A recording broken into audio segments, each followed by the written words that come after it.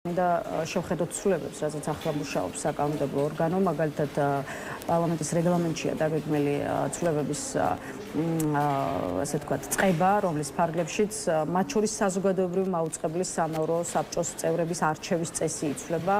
სამეურვეო საბჭოს წევრები ღია კონკურსის წესით აღარ შეირჩევენ. ეხლა თქვენ სამეურვეო საბჭოს წარმომადგენელი ხართ, ამიტომ არ გაგიშვებთ ისე ბუნებრივია, რომ ეს გაწყვეტილება არ შეაფასოთ. როგორ უყურებთ ამ ცვლილებებს? პარლამენტში წარმოქმნილი პროექტის თანახმად მეურვეობის კანდიდატების წარდგენის უფლებამოსილების მქონე სუბიექტები სასურველ კანდიდატებს საკუთარი შეხედულებით წარადგენენ. მეურვის კანდიდატების კანონთან დადგენილ მოთხოვნებთან შესაბამისობას კი პარლამენტის ეკონომიკურ საკითხთა კომიტეტი შეისწავლის. მეურვის ერთ თანამდებობაზე პირის ასარჩევად პარლამენტს მეურვეობის მხოლოდ ერთი კანდიდატი წარედგინება. როგორ ფიქრობთ, რატომ აღარ ხედავს ქართული ოცნება ღია კონკურსის ჩატარების საჭიროებას? პარლამენტში წარდგენილი პროექტის თანახმად მეურვეობის კანდიდატების წარდგენის უფლებამოსილების მქონე სუბიექტები სასურველ კანდიდატებს საკუთარი შეხედულებით წარადგენენ, ხოლო რამდენად შეესაბამება კონკრეტული კანდიდატი შესაბამის პოზიციას, ამას შეაფასებს პარლამენტის ეკონომიკურ საკითხთა კომიტეტი. ხო, მოდით ესე ვთქვათ რა, საზოგადოებრივი ტელევიზიას აი ეს პროექტი აცილებს საზოგადოებას.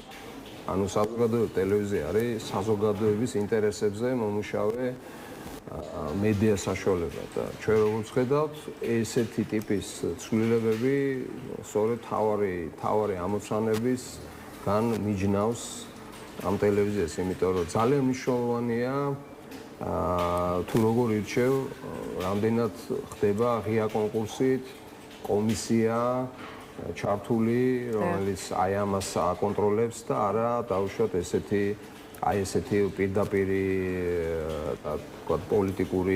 პოლიტიკური ინსტიტუციის პირდაპირ პირველივე ეტაპზე ასე ვთქვათ შემოყვანა. მე მგონი არ არის ჩემი აზრით სწორი გზა, თუმცა გასაგებია მიზანი რაც არის და მე მგონი სწორი არ არის. მე ამას პირდაპირ ვიზამ. ეხლა რაც შეეხება საზოგადოებრივ მაუწყებლობას, სხვა შორის აქაც მინდა საყვედური გამოვხატო პირდაპირ ვიტყვი. ზოგადად საზოგადოებრივი მაუწყებელი არის ძალიან მნიშვნელოვანი ინსტიტუცია.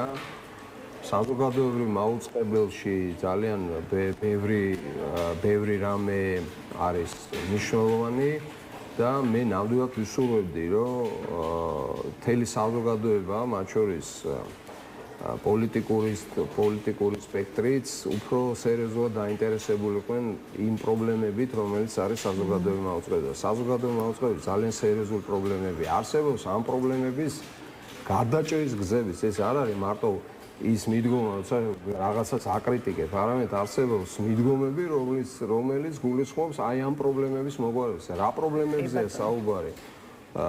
ფულის მართვაზე და მე ამას უყურებ უკვე და ჩვენ გვაქვს ძალიან ძიმე კრიტიკული დისკუსიები სამეურვეო საბჭოს ფარგლებში. თუმცა ეს ინტერესი მაინდა-მაინც დიდი არ არის სამწუხაროდ გარედან, იმიტომ რომ არ არის ეს ინტერესი ხარ. და ეგ არის მთელი ასე ვთქვათ უბედურება და პრობლემა, იმიტომ რომ იყოს სერიოზული ინტერესი, მაშინ ამ პრობლემების მოგვარების რაღაცა პერსპექტივები მაინც გაჩნდება. მე არ ვამბობ, რომ ამის შანსი ახლა გადაწყვეტს, მაგრამ დანახვა არის მნიშვნელოვანი, იმიტომ რომ ლაპარაკი არის პირველი უმნიშვნელოვანეს ინსტიტუტზე, რომელიც კონსტიტუციაშია განსაზღვრება. მეორე არის ძალიან სერიოზულ ფულზე. და როგორ იხარჯება ეს ფული, ხო უნდა გვაინტერესებდეს. ეხლა დაუბრუნდები ერთი სიტყვით გეტყვით, მაინც პრობლემები ადამიანებთან ჟურნალისტებთან. მე არ მგონია რომ ეფექტურა, ხა სერიოზული თემაა და ზად ვარ ამაზე, ხა ბორდის პარლამენტშიც არ ეგზის მინახავს, რომ ნახოთ არსებობს დადებული ჩანაწერები, ლაპარაკობ ჩვენ რამდენიმე წევრი ამის თაობაზე.